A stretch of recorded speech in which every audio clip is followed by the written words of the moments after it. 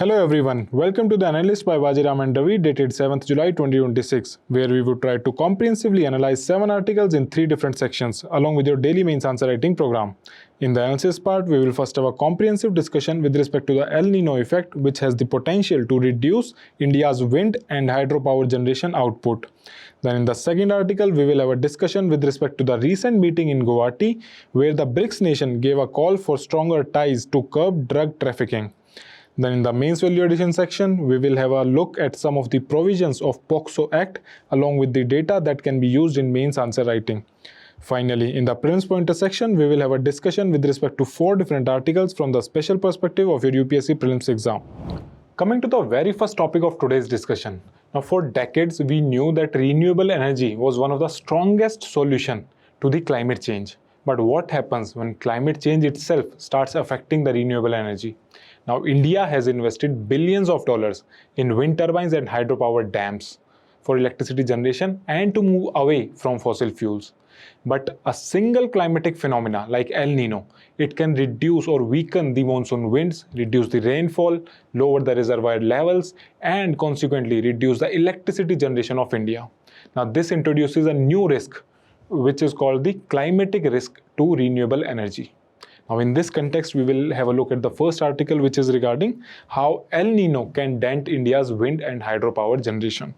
Now, recently there were reports in the Hindu which said that India's wind and hydropower output, they are facing a fresh challenge because of El Nino. Clear? And why this is important for us? This is part of GS paper 3, environment and energy both. Moving ahead. What is the current status of wind and hydropower generation in India? First of all, you should be knowing this thing. Now, India has current installed capacity of almost 58 gigawatt when it comes to the wind power generation. Now, India is also the 4th largest wind power producer in the entire world. Clear?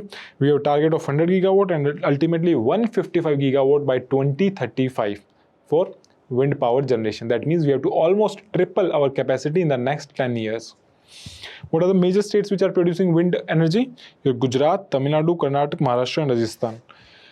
Barring Rajasthan, almost all these states are coastal states because in coastal areas you have high wind speed. Because of this high, also in Rajasthan also you have large flat land. That also leads to better wind speed.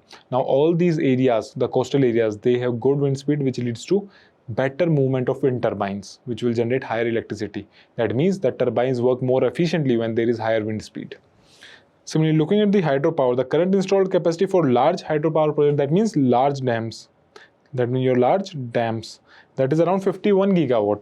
And for small hydropower, that is 5 gigawatt. Small hydropower likely your run-of-the-river projects, which do not interrupt the flow of the river, and the running water keeps on generating electricity and keep moving ahead. No large dams are created here in small hydro projects.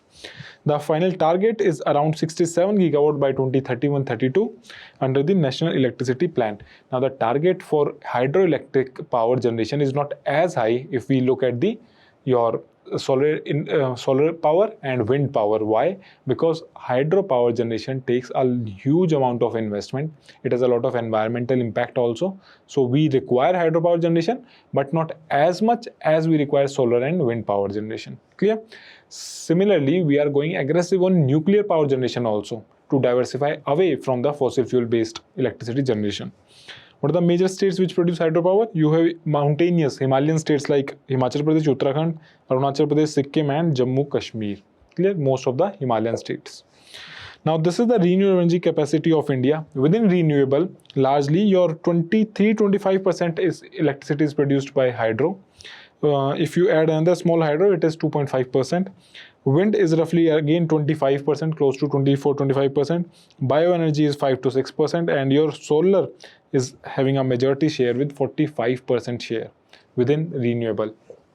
But if you see at the overall power production capacity, your coal still has the 43% or 44% of the production capacity. Now see, this is capacity, this is not the actual production. Now what happens in solar, we have 27% of capacity, but when it comes to the production, the solar and wind, they produce comparatively less electricity as compared to their installed capacity. What I mean to say is that the installed capacity of, let's say for solar, may be 100 units. that you can potentially produce 100 units from solar, but right now you are producing just 60 units. So that's why these numbers may alter. When it comes to the actual electricity generation from which source, then coal is roughly at 70%. That means 70% of our electricity is still generated by coal. But when it comes to the capacity, it is having around 44%. Your solar has 27, wind has around 10.5%, and hydro have again close to 10% of capacity of production of electricity. Now, and also you must remember the total. India has roughly 520 gigawatts of electricity production capacity right now. Now, what is El Nino? How does it affect the weather patterns in India? Now, El Nino is a climate phenomena which is characterized by periodic warming of sea surface temperature in the central and eastern equatorial Pacific Ocean, which it disrupts the global atmospheric circulation and weather patterns. Now, basically what happens in a normal year? You have this West Pacific. This is the entire Pacific Ocean. Now, this is your entire Pacific Ocean. Then on the West Pacific, you have this warm waters in the normal condition, and you have strong trade winds coming from both sides of equator like this. But what happens in some years, this intensification of trade winds, it reduces. The trade winds are now not as intense here. Clear?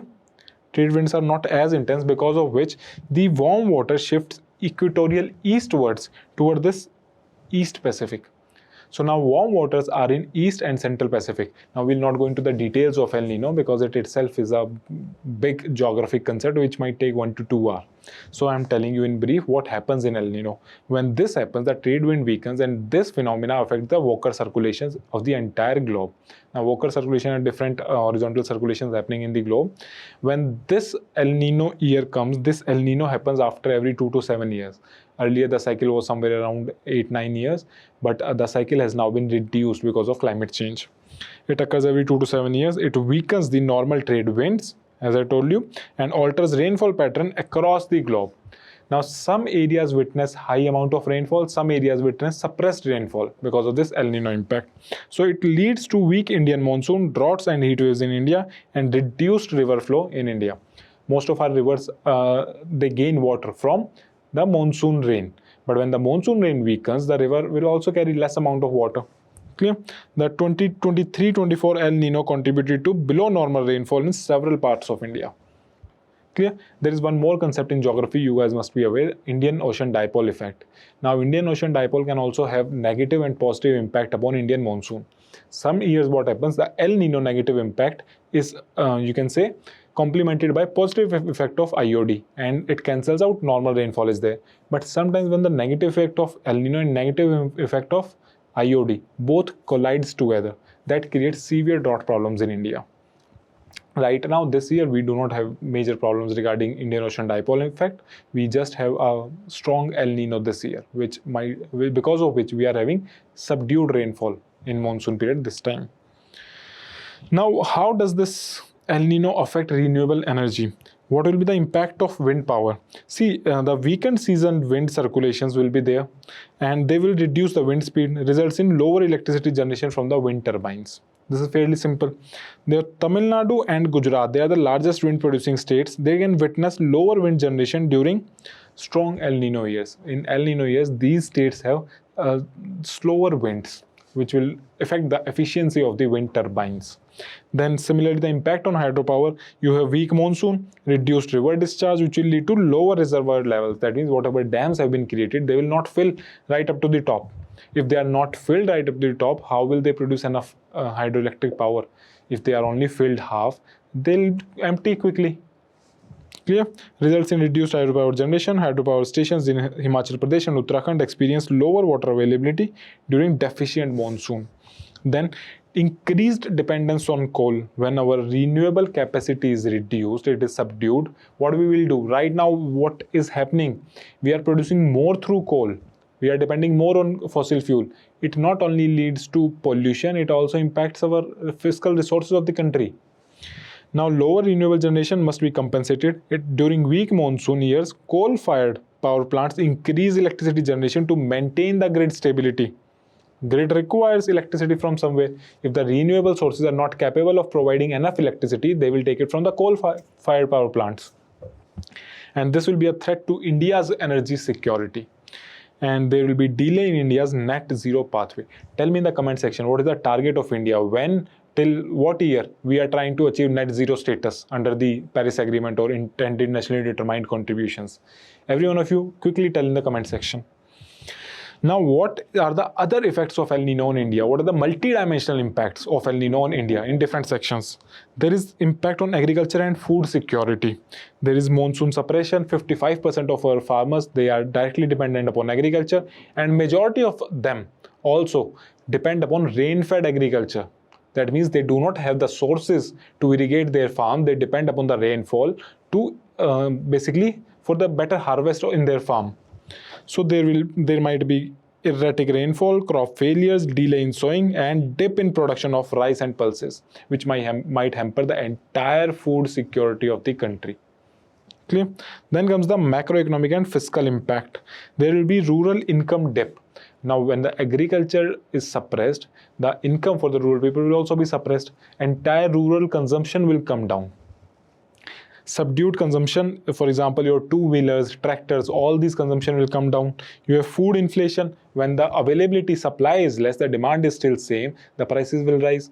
The rural people, they are not having enough income, and the inflation is also, so they'll be getting double burden. Then will be having higher fiscal burden when more people will start demanding work under the Manrega scheme, which was earlier Manrega, now it is VBG Ramji scheme. Then you will have water security and power generation issues. For example, your reservoir depletion, reduced hydropower generation, higher electricity demand in the form of irrigation demand and the cooling demand. Because of high temperature, you require more air conditioning. So more cooling demands will be there. There will be strain on grid. Already your renewable energy capacity is reduced and demand is increasing. Then there will be geopolitical and trade implications in the form of export bans and restrictions on rice, wheat, sugarcane. So a lot of farmers who does export regularly, they earn a regular income from there. If their export is banned, suddenly 1 year their income will be hampered, because in the export market they sell at a good premium price. Then global food price spike. Other countries which are dependent on India, they will also suffer. And deficit nation impact. Clear? Then you have ecological and health impact, like intense heat waves and forest fires. There will be waterborne disease risk like cholera and vector-borne disease like dengue. We will be facing all these waterborne challenges also. Clear? So these are the multidimensional impact. El Nino will not only impact the renewable energy generation, it will impact agriculture, health, fiscal sources of country, and the rural population also. Clear? So moving ahead, El Nino to dent India's hydropower generation. So what can be the way forward? How we can reduce its impact? What can be done?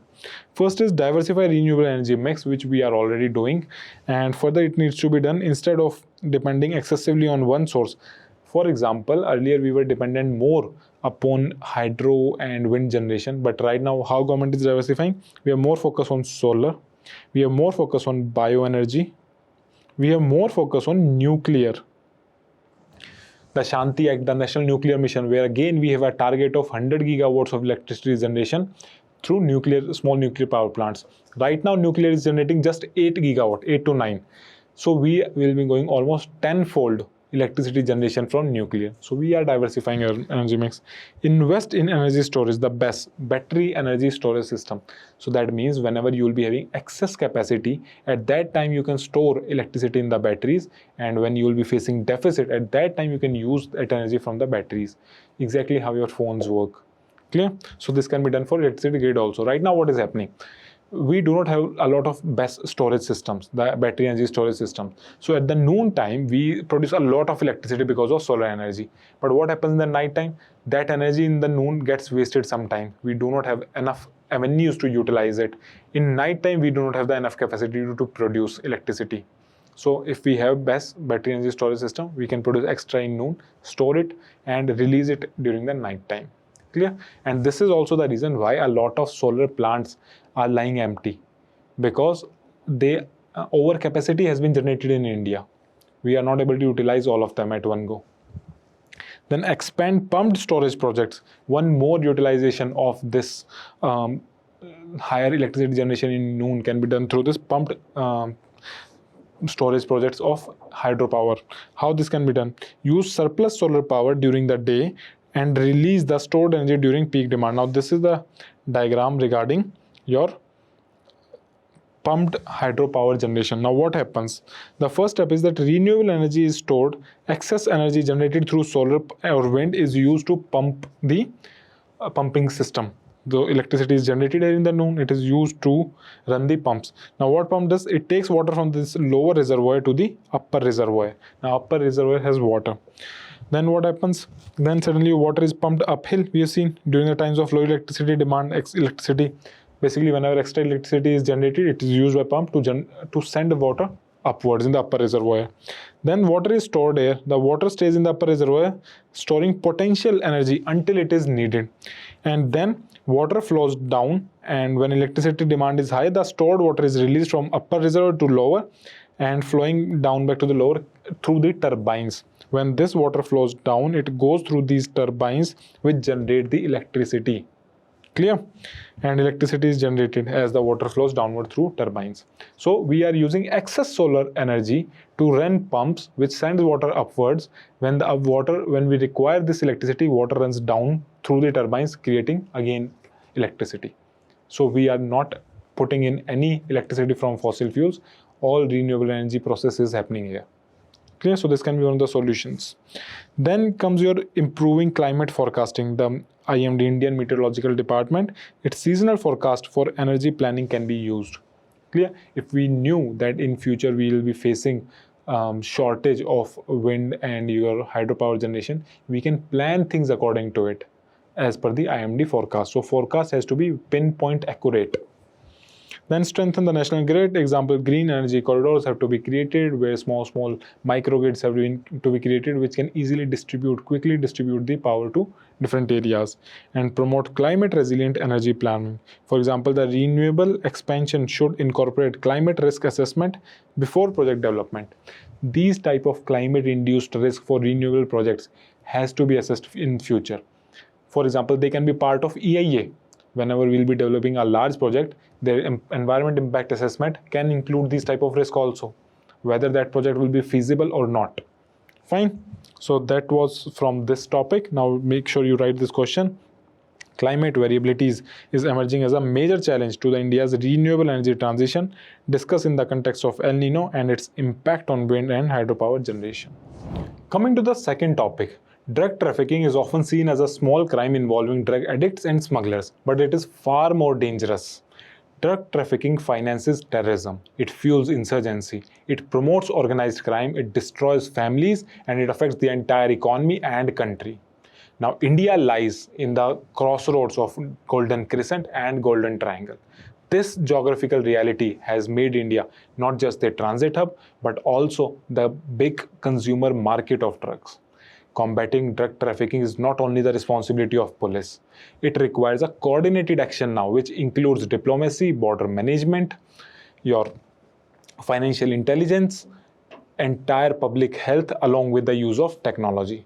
In this regard, the BRICS meeting of anti-drug agencies in Guwahati was a significant step where the BRICS countries or BRICS nation took a call to reduce or curb the menace of drug trafficking. Now, why this is important for India?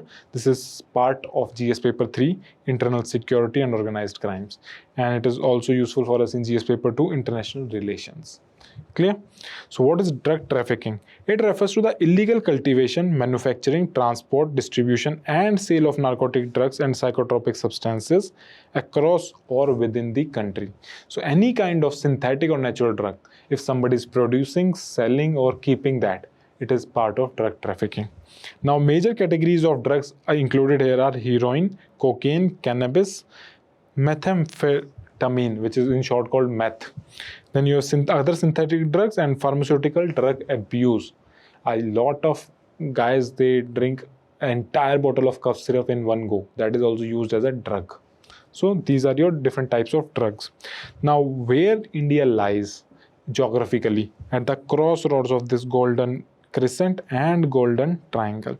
Now this is India's geographical reality which has become a menace for India. Now golden crescent includes your countries like Iran, Afghanistan and Pakistan. This is the major you can say drug producing region on the west side of India. Similarly, you have Myanmar, Thailand and Laos. These three countries together, they are called the golden triangle. This is again a hub for synthetic drug like meth production in the eastern side of India. Now they transit a lot of drugs through India. Also at the same time, when the drug is coming into the country, it will be sold in the country also. So recently what happened, Ministry of Home Affairs a couple of years back, they renamed the golden triangle as death triangle and the golden crescent as death crescent to strip the glamour and warn the youth about the drugs fatal impact. And in this regard, recently Honey Singh was made as one of the brand ambassadors of Narcotics Bureau, because Honey Singh accepted publicly that at a time he used to take drugs, he suffered severe health issues because of that, and now he said, I have completely left them. Although he has not left alcohol, but he's talking about just drugs. Now, why drug trafficking is increasing in India? A major reason is that we lie at the crossroads of this death crescent and death triangle, but at the same time we have porous borders along these areas. India, Myanmar, India, Nepal borders. Here the smugglers, they exploit difficult terrain and free movement of people. In Nepal, we don't require any passport or visa to go. So there is free movement regime between these countries. So this is exactly what the smugglers take benefit of. Clear? Then you have maritime routes, like large drug seizures were done off the coast of Gujarat and Arabian Sea, on the Mundra port of Gujarat and a lot of other areas of Gujarat. Large consignments of drugs were caught. Around 1 or 2 consignments were 15-20,000 crores worth of rupees. So such huge consignment used to come in India. Sometimes they are caught, sometimes they are not. Then you have dark web and cryptocurrencies. Synthetic drugs, they are ordered through encrypted online platforms using dark web, and they are paid for using cryptocurrencies like your Bitcoin or Ethereum. Clear? So whatever advantage we have regarding cryptocurrencies, we have some disadvantages also. And this is the exact reason why government does not allow cryptocurrency to openly be used in India. Then you have organized crime networks, where international cartels, they collaborate with large local gangs for the distribution. Clear? And in the wake of unemployment, the local gangs or petty smugglers, they do distribution to earn some good quick money. Then you have drone trafficking, cross-border narcotics dropped by drones along the Punjab borders. Now drones again is a good technology which is used for the bad purpose. Now, political instability in neighborhood. We have seen crisis unfold in first Sri Lanka, then Bangladesh, then Nepal. Pakistan is already unstable. So all of our neighbor, they are not as stable as it should be. So example, your Afghanistan continues to remain a major source of heroin production, part of golden crescent or death crescent. Myanmar's instability has strengthened the meth trafficking, the synthetic drug. Clear? So most of the nations around India, they are unstable. So that instability then fuels corruption, organized crimes and drug trafficking. Moving ahead, why drug trafficking is a national security challenge for India? Because it finances terror. Narco money has been linked with terror financing in Jammu and Kashmir and Punjab. This is one of the major reasons why government want to curb this narco terrorism, because this is directly linked. So anybody who is consuming drugs in any of the cities of India, you are indirectly funding the terrorists. This is what the government says, and they are right in saying this. You have organized crime, drug cartels, they often engage in arms trafficking, human trafficking and money laundering activities. Because whatever money they earn from this drug trafficking, they convert this black money into white by doing your money laundering activities. Then you have border security issues. Drones used to drop narcotics across India-Pakistan border. Now these drones, if they are successful in dropping narcotic materials, they can be in future used for transporting arms also. So it becomes a border security challenge for our country. Then internal security. Drug money strengthens the insurgent groups operating in Northeast India. A lot of insurgent groups, again, they get funding through these things.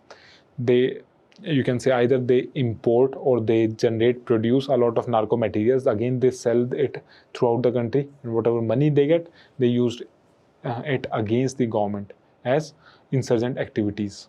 Clear? So what are other socio-economic impacts of drugs on the society? Apart from the security issue, there are other impacts also in society. For example, public health crisis. Now, addictions, it stains healthcare system, increasing addiction among youth in Punjab. Now, this activity or this addiction is not restricted to Punjab. Indian major cities like Delhi, Mumbai, and Bengaluru, they also have become hub for drug consumption. You have demographic dividend at risk, youth, loss of youth productivity and potential. Clear? Now, demographic dividend is a potential, it is not a certainty. Clear? If this demographic dividend, it is not properly educated, not proper training is given, they are not provided with employment, they can go into the wrong way, and this can become a demographic catastrophe for the country. The next is economic loss, significant financial drain on the society. There is higher healthcare expenditure and productivity loss increases. You not only at the first time you reduce your productivity by consumption of drugs, and then second you spend a lot of money on healthcare. So there is double financial loss. Then there is family and social breakdown, destabilization of family units and communities, rising number of domestic violence cases and crimes and school dropouts among the youth. These are happening. And finally, the governance challenge is also there, undermining of law enforcement and rule of law. Corruption within the enforcement agencies can facilitate your trafficking networks. Now, what if any border security in charge or official of army or any paramilitary forces, they are corrupt? They'll allow, by taking some bribe, they'll allow the movement of drugs. So again, it will create a challenge. So there is also a governance issue here. So what are India's institutional framework to deal with this drug menace? First is Narcotic Drugs and Psychotropic Substances Act, which is in short called NDPS Act of 1985. This is the primary legislation working against narcotics. It basically defines what is a crime, what punishments to be given, what steps needs to be taken, what should be the procedure. All this is defined by this NDPS Act. Then you have Narcotics Control Bureau, which is a nodal agency for drug law enforcement. This is the basically agency which is responsible for catching individuals, smugglers or peddlers for distributing or consuming drugs.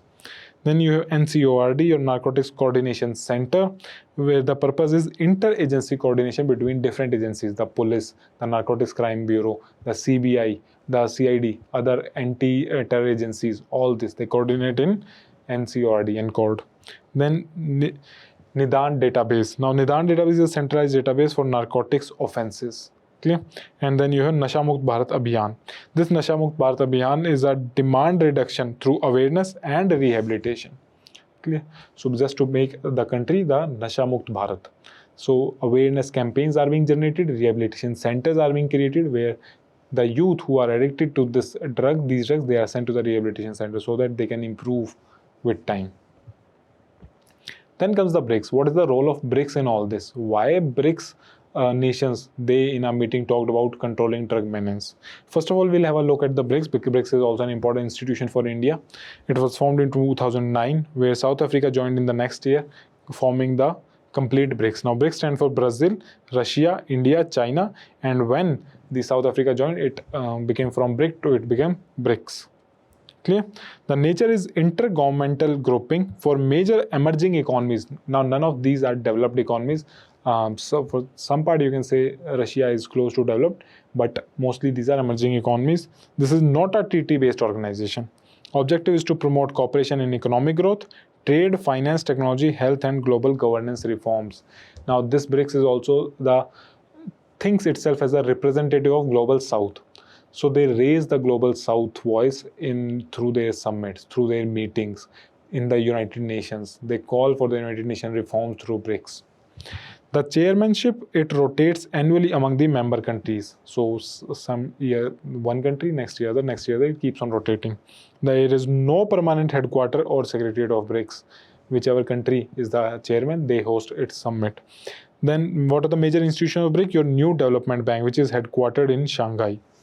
Now, there is no permanent headquarter for BRICS, but the New Development Bank, which has been created by BRICS, has headquartered in Shanghai. Fine. So, what are the BRICS countries? It started with your Russia, China, India, South Africa, and Brazil. Now, few years back, Iran, Saudi Arabia, Egypt, Ethiopia, and UAE have joined it. And last year, Indonesia also has joined the BRICS grouping. So originally there were 5 members, now there are 11 members in BRICS. Although there are some doubts over Saudi Arabia, but the BRICS official website of BRICS, they list Saudi Arabia as the member of BRICS nation. So right now we are having 11 members of the BRICS. And there are further many more other countries which have applied for the BRICS membership. Now, why BRICS matters? Because drug trafficking is transnational. You have seen the case of Death Crescent and Death Triangle. This is not limited to one country. No country can fight it alone. We have to be a collective force to fight against this drug menace. What are the areas of cooperation? There can be intelligence sharing between the BRICS nation, exchange of information on international trafficking networks. There can be joint investigation across the borders, cross-border operations against organized crimes, capacity building like training anti-drug agencies. If any country is having expertise, they can train the other country's personnels. Then financial intelligence, tracking money laundering and crypto transactions to their core. And countering synthetic drugs, monitoring precursor chemicals, that there are certain precursor chemicals which are available in the raw form, which are used to create the drugs. You can track the movement of the precursor chemicals, where these chemicals are going, what kind of end use they are being used for. And in this manner, we can track them. Although here tracking cryptocurrencies is really difficult, but still some innovation, some technological advancement can be done in this manner. Then what can be the way forward? How ultimately we can deal with this issue? We can have smart border management. Already we are having comprehensive integrated border management system. We are having comprehensive integrated border management system going on across the Myanmar and Bangladesh borders. The government recently said that we'll fence the entire India-Myanmar border. Use of drones, AI surveillance, smart fencing, all this needs to be done. The fencing can have sensors in them. If anybody crosses them without damaging them, still also the sensor can tell that somebody has crossed this particular fence. You will have to strengthen your maritime security, strengthen the coastal surveillance under Mahasagar, mutual and holistic advancement of security and growth for all in the region. The Mahasagar policy, the foreign policy of India for the Indian Ocean region, where we are the net security providers for the entire Indian Ocean region. So we have to increase the surveillance there also. Technology-driven enforcement, for example, AI for detecting suspicious financial transactions through the banks, and you strengthen international cooperation in the form of BRICS intelligence sharing mechanism and United Nations Office for Drugs Control cooperation. Clear? So these are some of the forums where the countries can cooperate together to fight this menace. Then focus should be on demand reduction. This should be one major focus of the Indian government domestically. Now we have to expand de-addiction centers, because see, we cannot see the people who are addicted with drugs as the, you can say, criminals. They should be seen as victims and they should be put in the rehabilitation center so that their addiction can be removed. Similarly, you can have a regular counseling sessions and community awareness programs through any fests, events or festivals. Then financial disruptions need to be there. Target proceeds of crime through stronger anti-money laundering measures. So if you catch somebody involved in this activity, you have to recover back money from that person, and their properties can also be attached, and whatever other financial steps can be taken care of. Clear? So these were some of the way forward which can be used in case of controlling the drug trafficking, and BRICS become an important partner in this manner. Now you have to write answer where discuss the growing challenges of synthetic drug trafficking in India. How can regional platforms such as BRICS strengthen international cooperation in combating the narcotics? Make sure you guys write the answer. Coming to the mains value addition, it is regarding the article in the Hindu which says that 3 people were held over rape and murder of a minor in West Bengal, where the CM has said, or he ensured, that death penalty should be given to these 3 people or whosoever else is involved in this activity. Now this brings us to the POCSO Act, Protection of Children from Sexual Offence Act 2012. Now if any minor below the age of 18, if they face any heinous or sexual crime against them, the accused is treated under the POCSO Act, and the provisions of this POCSO Act are very severe. Let's look at some of the provisions. Now section 2 clause D says that child under the POCSO Act is any person of age less than 18 years. Section 3 defines penetrative sexual assault in cases of rape. And section 7 defines normal sexual assault. Then there is different section regarding reporting of offense by the family members or the guardian. And if you do not report, there is punishment for failure to report also, because the minor themselves, they cannot go and report crime to a police station. their parents or their guardian have the responsibility to go and report the crime. Then there is establishment of special courts to deal with such cases under the POCSO, and there is exception to the presumption of innocence. Now, what happens in case of a normal crime? A person is considered innocent until proven guilty. जब तक आपका crime सिद्ध नहीं हो जाता, you are innocent. But in this case, it is otherwise. You are assumed guilty until proven innocent. ठीक है? So if the complaint is filed against you under the POCSO Act, you will be treated as a guilty person. कि crime तो किया है.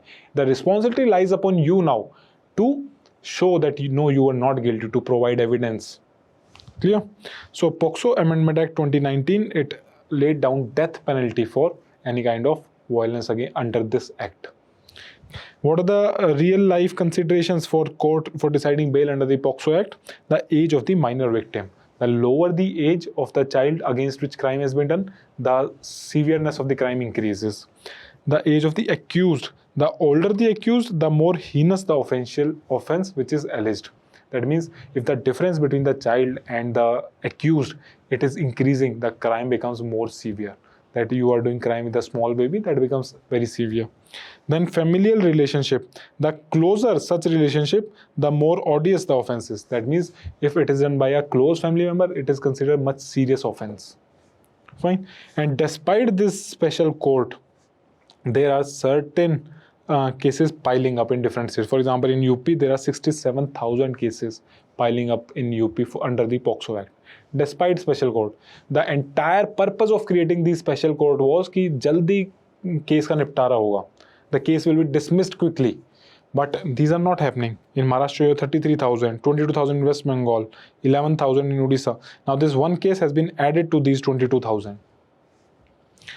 Then 10,000 in MP, 15,000 Bihar, 10,000 Telangana, and 9,000 in Tamil Nadu. Almost every state have bad system under this special court and POCSO Act. This further needs to be strengthened. Now, what more you can take from here? What kind of data you can use in your exam answer writing?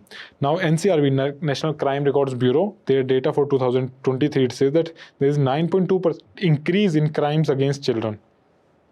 There were 1.7 lakh cases registered in 2023. The crime rate was 39 cases per every 1 lakh of child population. This is a very high crime rate against children. Now, 38% of all crimes against children fall under the POCSO Act.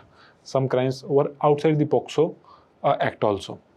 There were 762 victims who were aged below 6 years. That means there were sexual or non-sexual crimes against children below 6 years also. Fine. Then what is the embedded your socio-cultural malaise here? There is labeling theory. Reluctance to name and acknowledge the abuse. Sometimes even the family members, what they say is, they do not come out with the complaint. They do not want to name and shame the person who is accused here. Why? Because they think our family image might be hampered. What will people think of our child who has been sexually abused? This is a very bad precedent. If anybody has done the crime, it should be reported. Because your family, your child has not done anything wrong. Why to hide? Why to think about any shame? Clear? There is social learning theory. This theory says that the authoritative figures in the society, they abuse trust and normalize exploitative dynamics. Now, I'll give you a good example. The Samajwadi leader, Mulayam Singh Yadav, when he was alive, he gave a speech once. He said that regarding these sexual crimes, कि लड़कों से कभी कभार ये गलती हो जाती है. Now, when an authoritative figure, when such a big politician, he gives such kind of statement, it sets a bad precedent in the society that you are normalizing such kind of sexual crimes, कि लड़कों से गलती हो जाती है. So this is not a good precedent. Then there is deep-rooted patriarchy in our society, where despite these type of crimes, sometimes it is seen कि कोई नहीं चलो, next time नहीं करेंगे. And there is gender power structure, where women who are already suppressed, they are further sexually assaulted or crimes are done against them, and a lot of times it goes underreported also. Clear? So this is some of the terms or data which you can use in your mains answer writing. Coming to the first topic of prelims pointer, it is regarding Assam Rifles. Now recently 2 Assam Rifle personnel were killed in an ambush in Manipur. They had a combat with the insurgent group in northeastern states where 2 of the Assam Rifle personnel were killed. Now, why it is important for India? It is part of security and it is also important for our paper, both in prelims and mains. Now, what is Assam Rifles? First of all, you must know this. It is part of Central Armed Police Force. It is not part of Indian Army. Now, CAPF includes 3 different kind of forces. One is your border guarding forces, includes BSF, Assam Rifles, ITBP and Sashastra Seema Bal. Now, BSF secures or guards the borders of Pakistan and Bangladesh. Assam Rifle guards the borders of India, Myanmar. Similarly, ITBP, Indo-Tibetan Border Police Force, they guard the boundary between India, China on the northern corridor and on the eastern and western corridors. And your Sashastra Seema Bal, it guards the boundaries between India and Nepal and India and Bhutan. Clear? So these are border guarding forces. Then you have special operation forces like NSG, National Security Guard, which come at play when there is any terror attack or plane hijack or something like this. Then you have forces for internal security within the India. You have CRPF and CISF. CRPF is largely used for anti-Naxalism activities, and CISF provides, as you can say, security force for any infrastructure, for any critical infrastructure, let's say your airports, Delhi Metro, nuclear facility, all these are guarded by CISF. Clear? So Assam Rifle is one of the Central Armed Police Forces, which is a paramilitary force. It is not the armed force, army. It was established in 1835 by the Britishers as the Quechua Levy. Quechua was the name of area and Levy means a force. So Quechua Levy was the name at that time. It is the oldest CAPF, Central Armed Police Force, in India. Clear? The motto is Friends of the Hill People, because largely they are deployed in the northeastern states. Administrative control is under Ministry of Home Affairs. Now remember this, it is not under Ministry of Defense. Clear? It is not under Ministry of Defense. It is under Ministry of Home Affairs. Here you can get confused. Operational control is under Indian Army. Indian Army operationally controls Assam Rifle, but administrative control is under Ministry of Home Affairs. So it is a unique dual control structure in India. Headquarter is in Shillong. Now the name says Assam Rifle, so headquarter is not in Guwahati. Okay, headquarters is not in the capital of Assam. It is in the capital of Meghalaya, Shillong. Yeah, again, this can be a confusing point. The primary role of this Assam Rifle is guarding the Indo-Myanmar border, counter-insurgency operations in the northeastern states, internal security in that particular states, and assistance during any kind of disaster, any kind of landslide, floods. They provide assistance. Clear? Then comes the deployment. They are primarily deployed in the northeastern states of India. What are the unique features? It is the only Central Armed Police Force under the dual control of Ministry of Home Affairs for administration and Indian Army for operation. The legal basis is that it is governed by the Assam Rifles Act of 2006. Assam Rifles Act. Clear? What can be the exam traps here? Now, I have already told you some of the exam traps. It is under the exclusive control of Ministry of Defense. This is wrong. It is headquartered in Guwahati. Again, this is wrong. It is headquartered in Shillong. It guards the Indo-Bangladesh border. This is wrong. Tell me in the comment section who guards Indo-Bangladesh border. So this is again wrong here. Established after independence. Again, this is wrong. It was established in 1835 as Quechua Levy. It is the youngest. No, this is the oldest Central Armed Police Force. These can be some of the exam types in prelims. Fine. Coming to the next topic of prelims pointer, it is regarding ASHA workers. Now, these ASHA workers, accredited social healthcare workers, they are sitting across Haryana. They are doing protest for better pays. Now, what is their issue? Particular issue? There is a nationwide protest called by the All India Federation demanding better wages, job security, and dignified working conditions. So, better wages, job security, and dignified working conditions. That means they are being underpaid. They are doing a lot of work. They were the emergency first responders during the COVID crisis. They played a huge role during COVID crisis. Even WHO recognized their role. So the ASHA, they have served communities round the clock and played a frontline role during the COVID-19 pandemic. Despite their recognition by World Health Organization, they continue to receive mere honorarium rather than regular salaries, leaving them vulnerable to the economic insecurity and exploitation. Now, See, honorarium means that means they get some kind of pay as per their work. They are not given regular salaries. They are not fixed full-time government employees. Although they are on the contractual basis, they get salaries, but these salaries range from 5,000 to 10,000. It depends upon state to state, and sometimes it is below 5,000 also in some states. So in the times of inflation, when everything, the price of everything is rising so quickly, they are getting so low salaries, and that too not regular salary, in despite doing so much of work. So it is part of governance and social justice. What we need to know more about the ASHA workers. These are accredited social health activists. They are this ASHA workers. The entire program was launched under the Rural Health Mission 2005, which later converted under the National Health Mission. Clear? So now they are working under National Health Mission to provide health support to the rural population. They work under the Ministry of Health and Family Welfare. Now, who are these ASHA workers? They are trained female community health volunteers acting as a link between the community and the public health system. Now, sometimes the public health system, that means the government hospitals, doctors, they cannot directly reach to the rural population. These ASHA workers act as a link.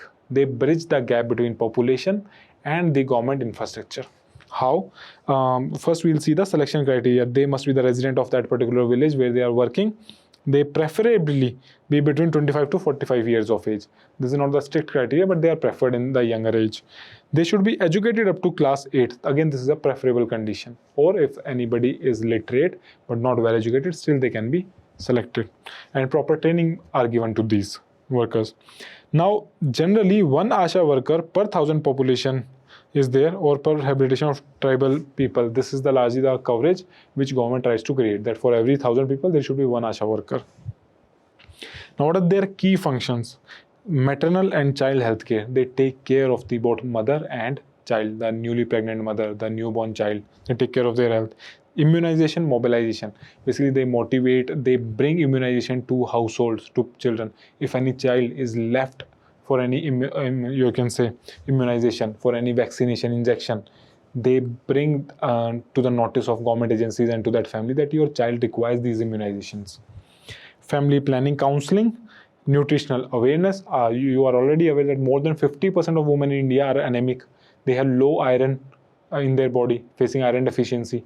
So they provide nutritional awareness also regarding the local good sources of food. They take care of disease surveillance and health education as they did in the COVID-19 pandemic, and they facilitate institutional deliveries. Clear? Now, institutional deliveries might look very common in urban areas, but still in a lot of rural areas, deliveries happen at their home. They do not have the healthcare facilities where the woman can be admitted into a nursing home and they can give deliveries. So in those kind of areas, ASHA workers, they are providing support to those families to ensure that they get institutional deliveries so that the health of both mother and child is taken care of. Now, role during emergencies. They played a crucial role during COVID-19, TB elimination, and pulse polio drive. Whenever pulse polio drive is there, again they create awareness. They make sure that all the children in their vicinity, they get polio vaccine. What are their remuneration? What kind of facilities or salary they get? This is the main issue why they are protesting right now in Haryana. There is performance-based incentive, not a regular salaried government employee. As I told you, they get very low, 5,000 to 10,000 salary per month. In some states, even less than 5,000. What are the related health workers? They work in coordination with auxiliary midwives. Auxiliary midwives. Now, these auxiliary nursing midwives, these are kind of, you can say, semi-doctors or semi-nurses. Apart from this, there are Anganwadi workers. These Anganwadi workers, auxiliary night midwives, and your ASHA workers, they all work in close coordination for these key functions. Clear? What can be the exam traps here? ASHA workers are permanent government employees. This is wrong. They are contractual, not permanent. Scheme is launched under Ayushman Bharat. This is wrong. The scheme under which they are launched. Quickly tell me in the comment section under which scheme they are launched. Then ASHA are appointed only in urban areas. Again, this is wrong. They are appointed both in urban and rural areas. One ASHA is appointed for every 10,000. Again, this is wrong. They are appointed per 1,000 population. ASHA workers receive a fixed monthly salary from the center. This is again wrong. They get salary from the state. Again, it is not fixed. Clear? Coming to the next prelims pointer, it is again regarding polio virus. Now, the government says that no child has been missed, right? This was the claim of government that polio has been completely eradicated from India, and we have got this polio-free status also from WHO. But the campaign was after polio virus is found in Gaziabad sewage. Now, what happened in the sewage systems? Government does do survey where they test any sewage sample and they find if there is any polio sample found or not. If any polio sample is found in any particular sewage, that means in that vicinity there are some child which might be suffering from polio and who have not given the proper vaccination. In this regard, we will see the polio virus in India.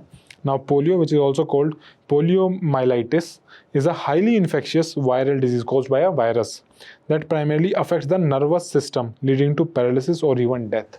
Now, if you see somebody who is suffering from polio, they have some part of the body paralyzed, dysfunctional. Clear? So, it mainly targets children under 5 years of age. This vaccination is given to children below 5 years.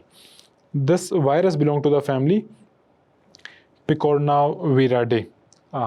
Sorry for my pronunciation, and the genus within family they belong to which genes, that is your enterovirus.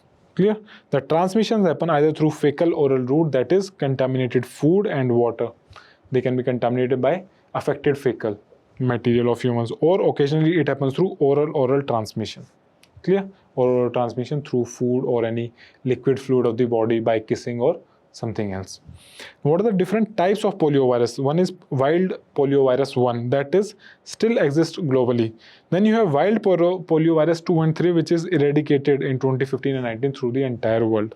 Now this wild polio virus 1 is right now, it is still available in Pakistan and Afghanistan. That means it is prevalent in these countries. And what is India's status? Last wild polio virus 1 case was reported in Jan 13, 2011 in Howrah, West Bengal. From 2014, we gained the status of polio virus free in India.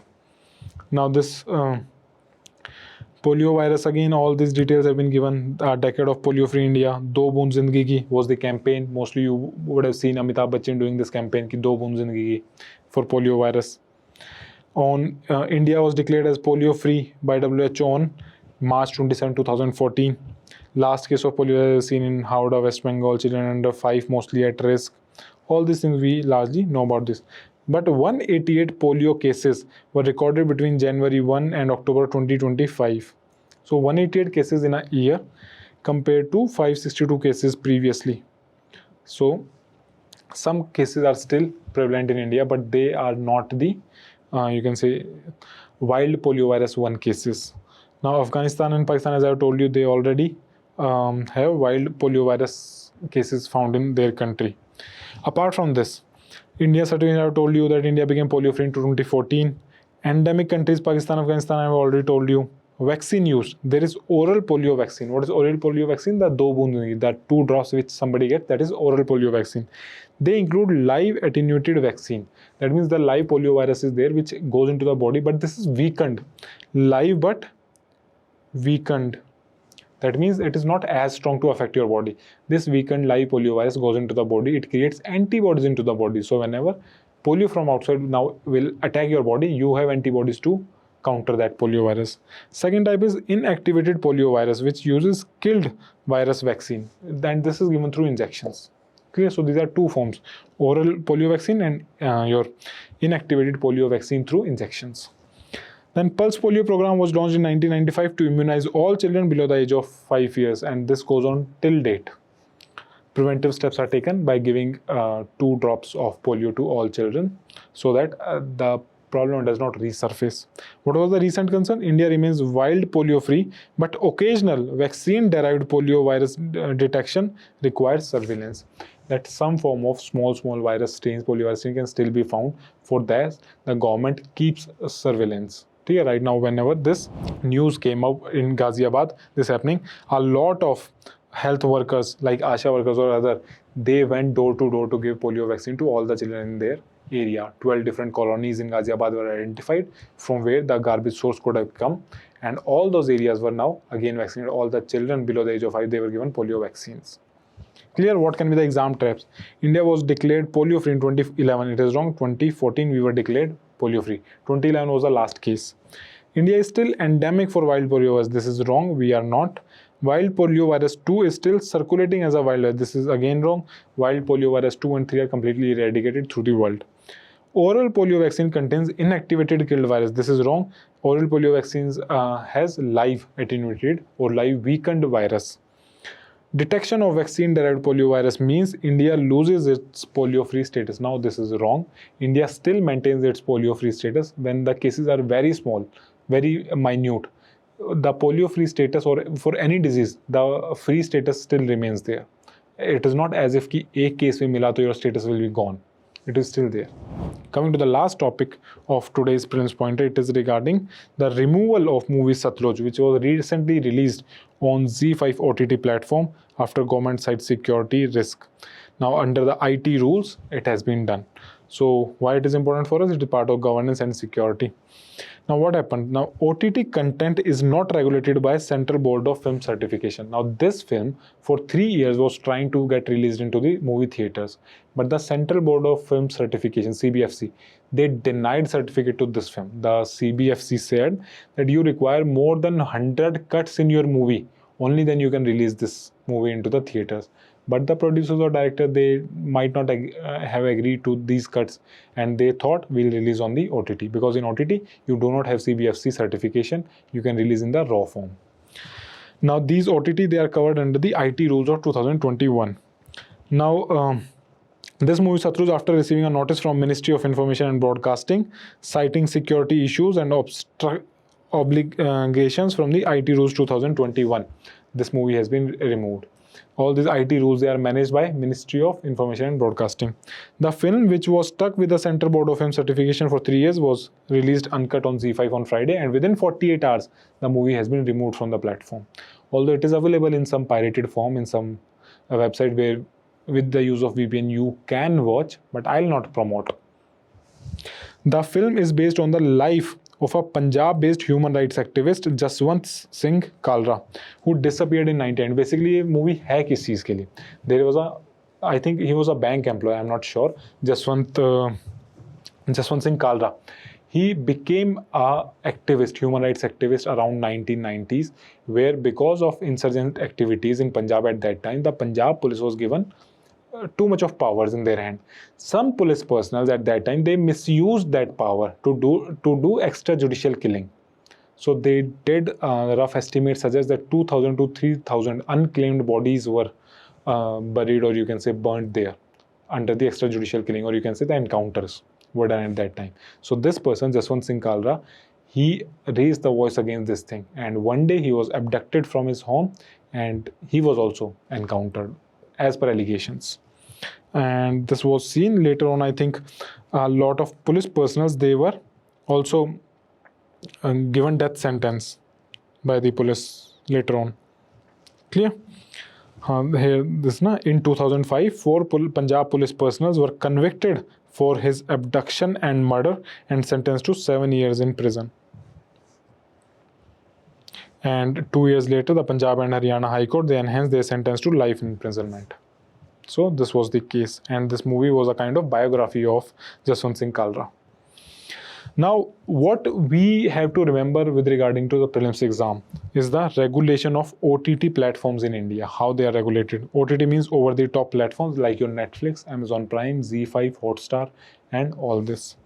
These platforms deliver audio and video content via the internet. The primary law which covers them is Information Technology Act of 2000, IT Act. Now this is the Act.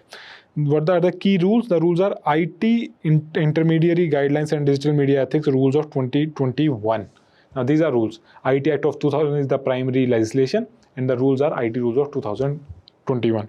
The Nodal Ministry of Information and Broadcasting, it applies to OTT platform and digital news publishers. Now digital news publishers also, earlier they were not under regulation. Now the government somehow wants to take control of the people who are giving news through digital medium. For example, somebody like Ravi Kumar, who provides news through YouTube platforms. So to bring regulation over those kind of people, government has brought in these rules. Now, although this looks, a lot of people have alleged that this is a kind of violation of their freedom of speech, that why are you regulating somebody who's independently doing journalism? and it is not considered as a good parameter. This is also one of the reasons why we are far below on the ranks when it comes to the press freedom index. We rank very poorly on the press freedom index. Then what is the content classification on OTT? There is age-based rating.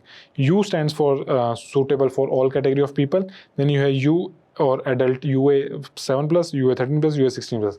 This means if a movie is rated UA 7 plus, anybody above the age of 7 can watch it. UA 16 plus means anybody above the age of 16 can watch it. And then you have A, adult only. So a movie above UA 13 and UA 16, it requires parental control also. Parental control also.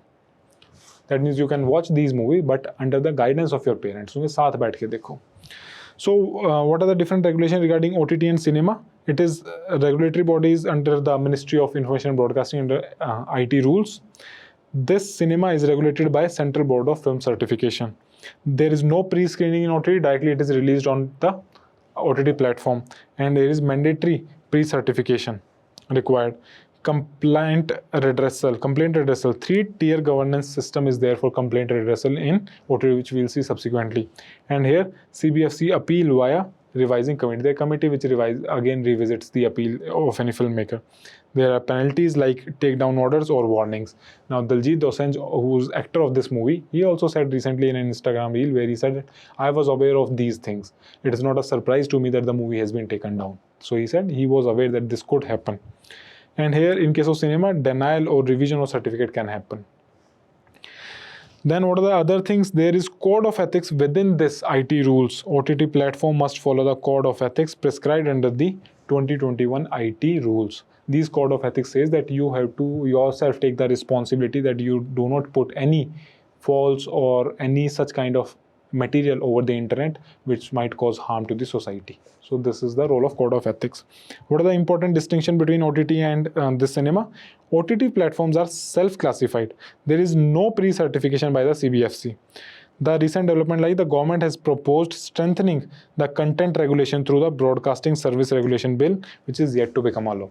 The government also introduced a new bill, your Broadcasting Servicing Regulation Bill, again to regulate the independent service providers, the audio video service providers, which is again a kind of, you can say, getting hold over the media. So what are the three-step grievance redressal mechanism here? The 3-tier grievance redressal mechanism over OTT includes your first is the grievance cell of that particular OTT platform. Netflix से अगर कोई complaint है तो you can call out the grievance officer of the Netflix. If the problem is not resolved, then a self-regulatory body of OTT platforms is there. All the OTT bodies together, they have created a self-regulating body which looks after then the complaint. Then at third level, still the problem is not solved, an interministerial panel to look into the complaints. If they are not resolved at the first 2 levels, then the Ministry of Information and Broadcasting, they have created a panel to look after the complaints. Clear? So this was your OTT platform. Now what can be the exam traps? OTT content is certified by CBFC. This is wrong. Only movies which have to be released in theater are certified by your CBFC. OTT platforms are regulated under the Cinematographic Act of 1952 alone. This is wrong. They are under the IT Act of 2000 also. And which rules? IT Rules 2021. OTT platforms have no grievance redressal mechanism. This is again wrong. They have 3-tier grievance redressal. Ministry of Electronics and IT is a nodal ministry. Again, this is wrong. Your Ministry of Information and Broadcasting is the nodal ministry. And OTT platforms cannot self-classify content. Again, this is wrong. They can self-classify content. Under which categories? Your UA 7, UA 13 plus, 16 plus, and then your adult movies. Clear? So this is the classification. Now that's it from my side. Thanks for attending this session. I'll see you again in the next session. Make sure you write this answer and make sure you attend the quiz also. Thank you.